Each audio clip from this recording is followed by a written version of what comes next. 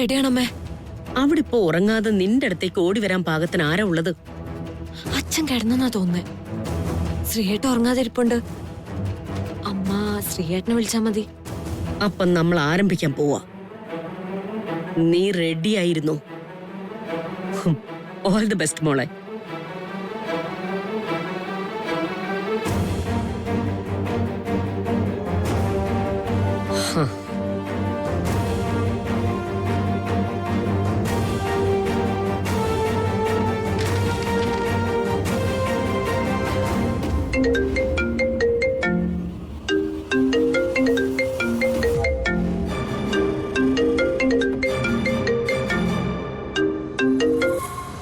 Hello അമ്മേ. ശ്രീ, മോന് ഉറങ്ങിയായിരുന്നോ? ഏയ്, ഇത്ര നേരത്തെയോ? എന്താ അമ്മേ? എനിക്ക് നന്ദുവിനെ വിളിച്ചിട്ട് കിട്ടുന്നുണ്ടായിരുന്നില്ല. അതാ ഞാൻ നിന്നെ വിളിച്ച് ബുദ്ധിമുട്ടിച്ചത്. എന്തു പറ്റി, അവള് നേരത്തെ കിടന്നോ? ഏയ്, ഉറങ്ങിക്കാണാൻ സാധ്യതയില്ല. മുറി കാണും. പിന്നെന്താ അവൾ എന്റെ ഫോൺ എടുക്കാത്തത്? ഞാൻ പലവട്ടം വിളിച്ചു നോക്കി. ഫുള്ള് റിങ് അടിച്ച് കട്ടാവുക, അറ്റൻഡ് ചെയ്യുന്നില്ല. അറിയില്ല അമ്മേ.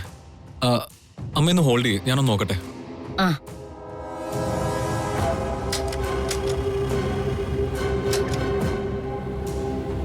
മുറി അടച്ചിട്ടിരിക്കാം അമ്മേ. അവളിന്ന് നേരത്തെ കിടന്നെന്നാ തോന്നുന്നേ. സാധാരണ അവൾ എത്ര മണിക്കാ ഉറങ്ങാറ്? എന്നും ഒത്തിരി വൈകാറുള്ളതാ അവള്. പിന്നെന്താ ഇന്നവള് നേരത്തെ കിടന്നത്? അല്ല, ഇനി എത്ര വലിയ ഉറക്കമാണെന്ന് പറഞ്ഞാലും പലവട്ടം ഫോൺ റിങ് ചെയ്താ ഉണരില്ലേ? സാധാരണ ഞാൻ വിളിച്ച ഒറ്റ റിങ്ങിൽ എടുക്കുന്നവളാ. ഇങ്ങനെ എടുക്കാതിരിക്കാൻ എന്തു പറ്റിയെന്നാ? അല്ല, ഇന്നത്തെ കാലത്തെ പിള്ളേരല്ലേ, പ്രത്യേകിച്ച് പെൺകുട്ടികള്. അവരുടെ മനസ്സിലൂടെ എപ്പ എന്താ ഓടുന്നതെന്ന് നമുക്കറിയില്ലല്ലോ.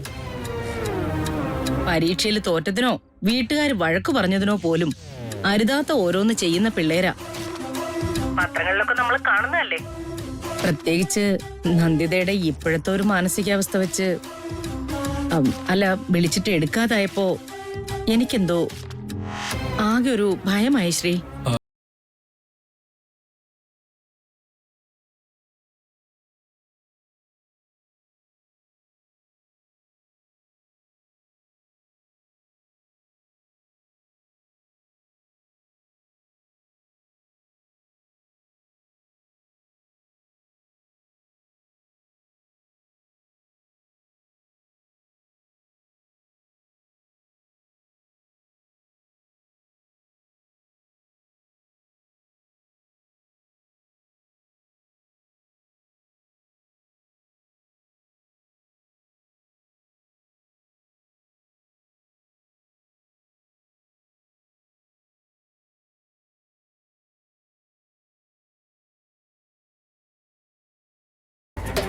നന്ദു, വാതില് തുറക്കാൻ.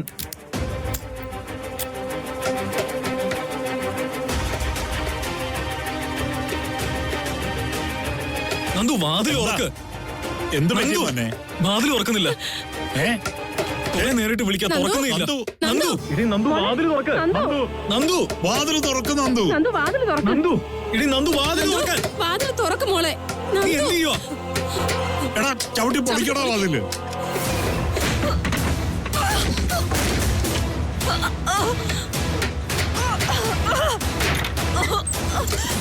അയ്യോ മോളെ, മോളെ കാണിക്കുന്നേ. അയ്യോ, എന്താ ഇത്? അയ്യോ മോളെ, മോളെ. നന്ദു, നന്ദു. അയ്യോ മോളെ. അമ്മേ, നന്ദു, അമ്മേ, അമ്മ ഇരിക്കെ. മോളെ, എന്താ നീ കാണിച്ചത്? അയ്യോ ഇന്നലെ. അയ്യോ, എണീക്കമ്മേ. ഇന്നലെ അമ്മേ, ഇന്നലെ. അമ്മ എണീക്കമ്മേ.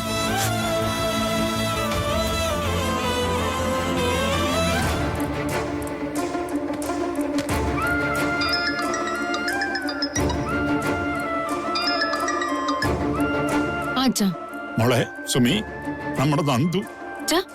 നന്ദുവിന് ഇത് പറ്റി? മോളെ, അവൾ ആത്മഹത്യ ചെയ്യാൻ ശ്രമിച്ചു. അയ്യോ ഈശ്വരാ, എന്താ അച്ഛൻ എന്തേ പറയുന്നേ? എന്താ സുമി ഉണ്ടായേ?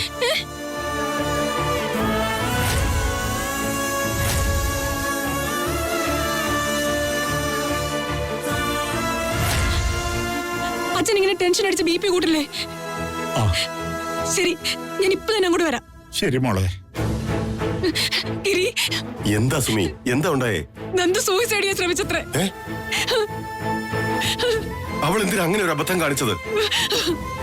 അവളുടെ ഇപ്പോഴത്തെ മാനസികാവസ്ഥ അങ്ങനെയാണ് ഗിരി. അതെല്ലാം കണ്ട് അമ്മ കൊഴിഞ്ഞു വീണു. അവരെല്ലാരും കൂടെ അമ്മ ഹോസ്പിറ്റലിൽ കൊണ്ടുപോയിരിക്കുക.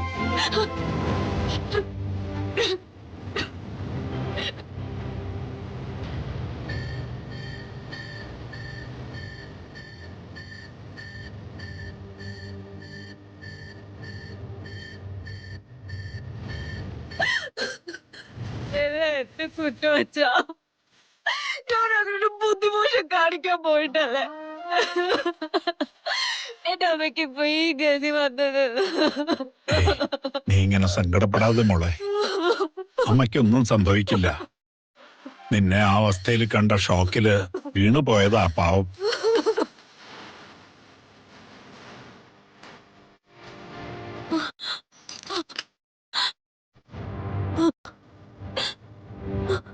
അമ്മയ്ക്ക് എങ്ങനെയുണ്ട് ഡോക്ടർ? സോറി, 24 മണിക്കൂർ കഴിയാതെ ഒന്നും പറയാൻ പറ്റില്ല. ഇത്തിരി ക്രിട്ടിക്കലാണ്. ഇത് രണ്ടാമത്തെ അറ്റാക്കാ സംഭവിച്ചേ. ആദ്യത്തെ അറ്റാക്ക് വന്നപ്പോ തന്നെ ഞാൻ പറഞ്ഞതാ സൂക്ഷിക്കണമെന്ന്, സങ്കടം ഒന്നും ഉണ്ടാകാതെ സൂക്ഷിക്കണമെന്ന്. ഇതിപ്പോ ഇത്രയും വലിയ കാർഡിയാക് അറസ്റ്റ് സംഭവിക്കാൻ എന്താ ഉണ്ടായത്? എനിക്ക് ചെയ്യാൻ പറ്റുന്നതെല്ലാം ഞാൻ ചെയ്തിട്ടുണ്ട്. ഇനിയെല്ലാം ഈശ്വരന്റെ കൈകളിലാ. ഞാൻ അവളെ ഒന്ന് കണ്ടോട്ടെ ഡോക്ടർ. ഇപ്പൊ വേണ്ട, കുറച്ച് സമയം കഴിയട്ടെ. പേഷ്യന്റ് മരുന്നിനോടൊക്കെ ഒന്ന് റെസ്പോണ്ട് ചെയ്തു തുടങ്ങട്ടെ. ഞാൻ പറയാം.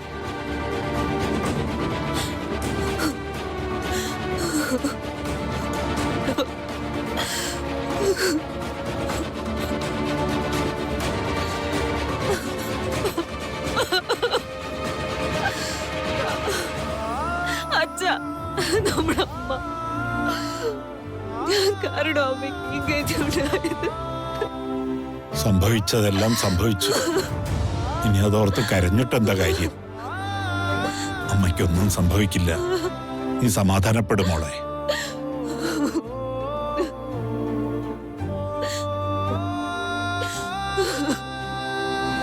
ആശുപത്രിയിലെ വേറെ എന്തെങ്കിലും കാര്യങ്ങൾ അച്ഛൻ പറഞ്ഞോ?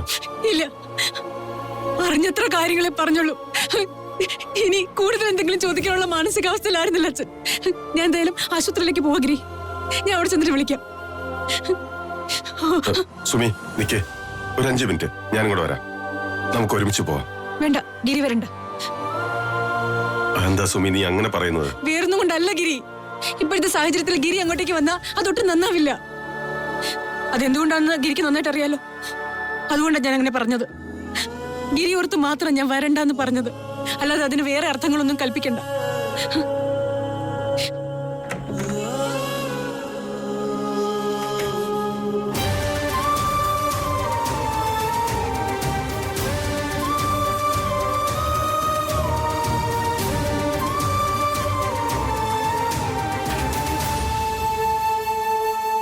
അവൾ ഇങ്ങനെ ഒരു കടുങ്കൈ പ്രവർത്തിക്കുന്നേ ഞാൻ സ്വപ്നത്തിൽ പോലും വിചാരിച്ചില്ല.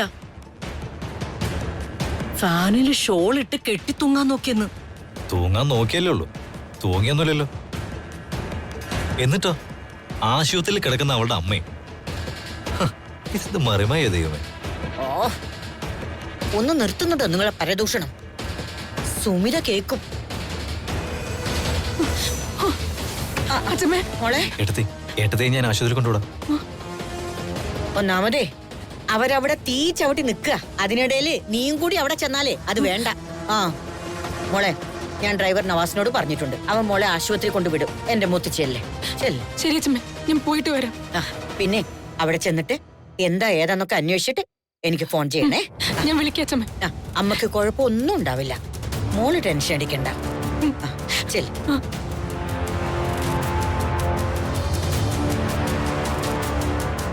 ആ എന്ത് ചെയ്യാം, നന്ദിതയുടെ മാനസികാവസ്ഥ അങ്ങനെ ആയിപ്പോയി. അതിന്റെ പേരില് നമുക്കവളെ കുറ്റം പറയാൻ പറ്റുമോ?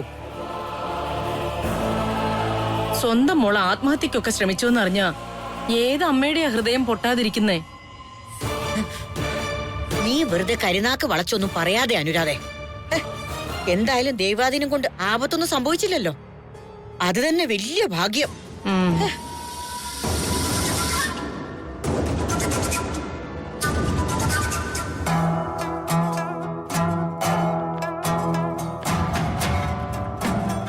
ഇതിലെന്തോ ഒരു കള്ളത്തരം മണക്കുന്നുണ്ടല്ലോ. അതെന്താണെന്ന് കണ്ടുപിടിച്ചേ പറ്റൂ.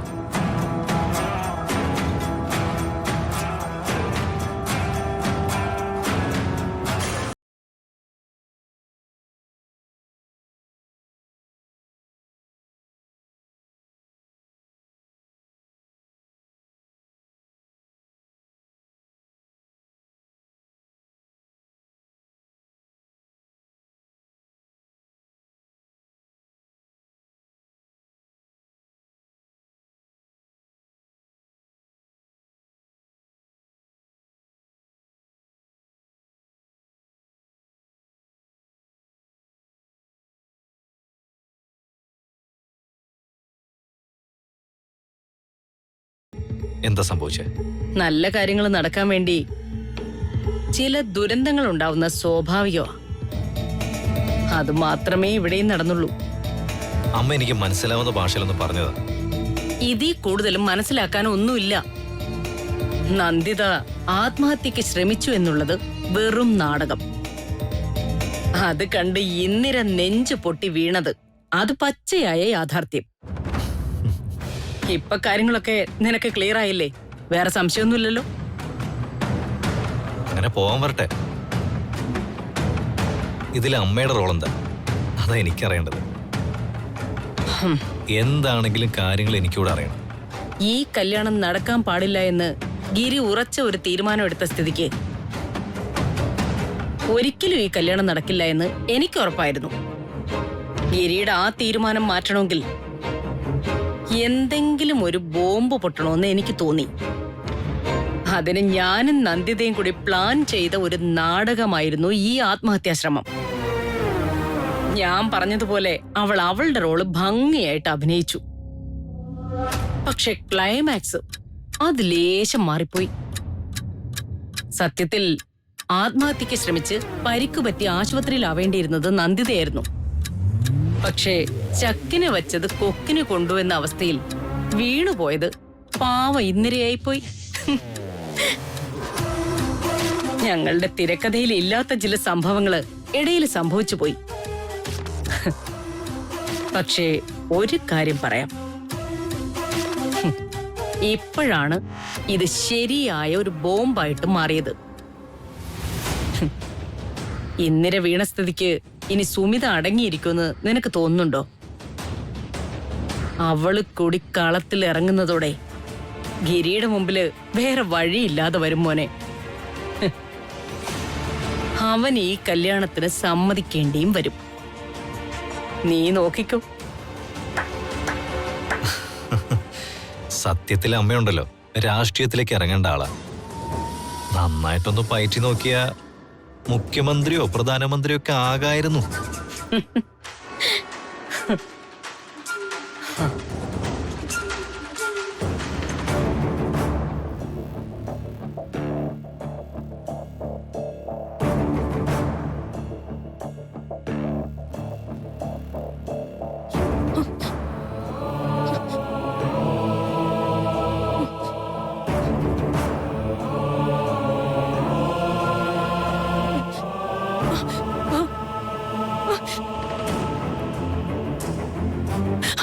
അച്ഛാ, ആ മോളെ, അമ്മയ്ക്ക് എങ്ങനെയുണ്ട് അച്ഛാ?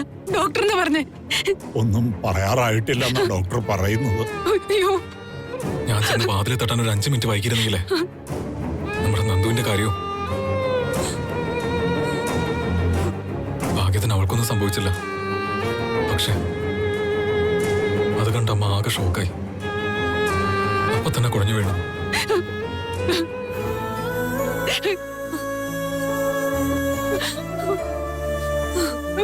ചേച്ചി,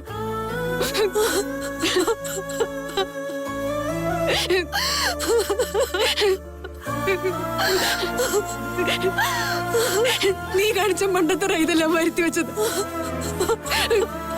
അങ്ങനെ ഒരു കടുകൈ ചെയ്യാനെടുക്കുന്നതിന് മുമ്പ് നീ നമ്മുടെ അച്ഛന്റെ മുഖമെങ്കിലും ഓർത്തില്ലല്ലോ മോളെ. ഇങ്ങനെയൊക്കെ ആയിത്തീരുന്ന ഞാൻ അറിഞ്ഞില്ല ചേച്ചി.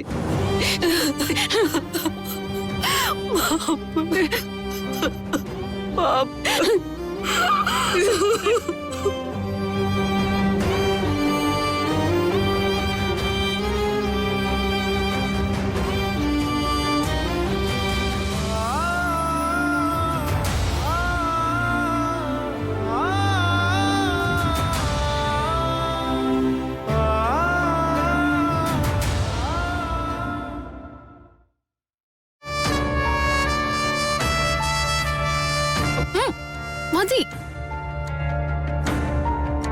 എന്തു പറ്റി സനിമോളെ? രാവിലെ തന്നെ ഇടം തിരിഞ്ഞാണല്ലോ. കൂടെ നിൽക്കേണ്ടവരെ സഹായിച്ചില്ലെങ്കിലും സാരമില്ല. പക്ഷെ ദ്രോഹിക്കാൻ ഇറങ്ങി പുറപ്പെട്ട പിന്നെ എന്ത് ചെയ്യണം അച്ഛമ്മേ? നിന്നെ ആര് ദ്രോഹിച്ചു എന്നാ? വേണമെന്ന് വെച്ച് ആരും ഒന്നും ചെയ്തതല്ലായിരിക്കും, ഞാൻ സമ്മതിച്ചു. പക്ഷെ എല്ലാത്തിനും ഫലം അനുഭവിക്കേണ്ടി വരുന്നത് ഒടുവിൽ ഞാൻ തന്നെയാണല്ലോ. അതിനിപ്പോ എന്താ സംഭവിച്ചത്? എന്താ അനുരാധ ഇത്? ഇവളെന്തൊക്കെയായി പറയുന്നത്? അല്ലമ്മേ, അത് ശ്രീയും അവളും തമ്മില്. അത് കൊള്ളാം. എന്റെ സനു, സ്നേഹം ഉള്ളിടത്തെ ഈ സൗന്ദര്യ പണക്കങ്ങൾ ഉണ്ടാകൂ. അച്ഛമ്മ വെറുതെ കഥ അറിയാതെ സംസാരിക്കല്ലേ. സൗന്ദര്യ പണക്കത്തിന്റെ കാര്യമൊന്നും അല്ല ഞാൻ പറഞ്ഞു വരുന്നത്. പിന്നെ സാധാരണ ആങ്ങളമാരുണ്ടെങ്കിൽ പെങ്ങന്മാരുടെ ജീവിതം സുരക്ഷിതമാവുക ചെയ്യുന്നത്. ഇതിപ്പോ എന്റെ ഏട്ടന്മാര് കാരണം എന്റെ ജീവിതം തൊലയാൻ പോവാ. ഞാൻ അന്നേ പറഞ്ഞതാ നിതീഷേട്ടനോട് വേണ്ടാത്ത കാര്യത്തിന് ഇറങ്ങി പുറപ്പെടരുതെന്ന്. സനു, നീ ചുമ്മാ സദാചാര പ്രസംഗത്തിന് നടക്കല്ലേ.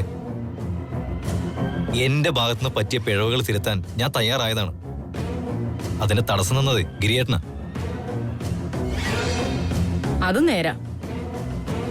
ഈ കല്യാണം അങ്ങ് നടന്നിരുന്നെങ്കിലേ ഈ പ്രശ്നങ്ങളൊന്നും ഉണ്ടാവത്തില്ലായിരുന്നു. നിതീഷേട്ടന്റെ പ്രവൃത്തിയും ഗിരിയേട്ടനെടുത്ത തീരുമാനവും രണ്ടും തെറ്റ് തന്നെയായിരുന്നു. അത് കാരണം ആരുടെയൊക്കെ മനസ്സമാധാനം ഇല്ലാതായതെന്ന് ഒന്ന് ആലോചിച്ച് നോക്ക്. നീ വെറുതെ നിതീഷേനെ കുറ്റം പറയണ്ട സനു. ഇപ്പൊ ഇതൊക്കെ സംഭവിക്കാൻ കാരണമായത് ഗിരിയേട്ടനെടുത്ത തീരുമാനം മാത്രമാണ്. ആര് കാരണമായാലും എത്ര പേരുടെ സമാധാനം ഇല്ലാതായത്? നന്ദിതയുടെ അമ്മയുടെ കാര്യം മാത്രമല്ല ഞാൻ പറയുന്നത്, എന്റെയും കൂടെ കാര്യം. അതുപോലെ ഓർത്ത് നിങ്ങൾക്ക് ആർക്കും ഒരു കോംപ്രമൈസ് ചെയ്യാൻ തോന്നിയില്ലല്ലോ. നമ്മൾ മാത്രം കോംപ്രമൈസ് ചെയ്തതുകൊണ്ട് എന്ത് കാര്യമോ മോളെ? എന്റെയും നിതീഷിന്റെയും ഭാഗത്തു നിന്ന് ചെയ്യാവുന്നതൊക്കെ ഞങ്ങൾ ചെയ്തല്ലോ.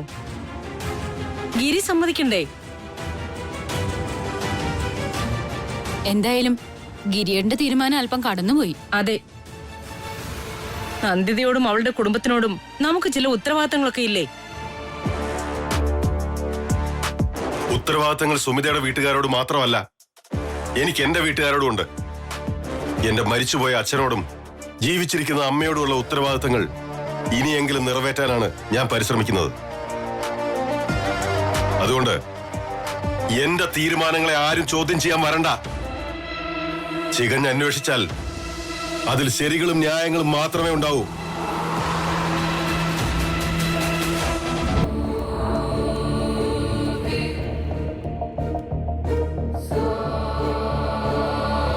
പറഞ്ഞതൊക്കെ ഓർമ്മയുണ്ടല്ലോ. ഗിരിയെ കുറ്റപ്പെടുത്താനും ഒറ്റപ്പെടുത്താനും ദൈവമായിട്ട് നമുക്ക് കൊണ്ടുതന്ന അവസരം അറിഞ്ഞു ഉപയോഗിച്ചോണം.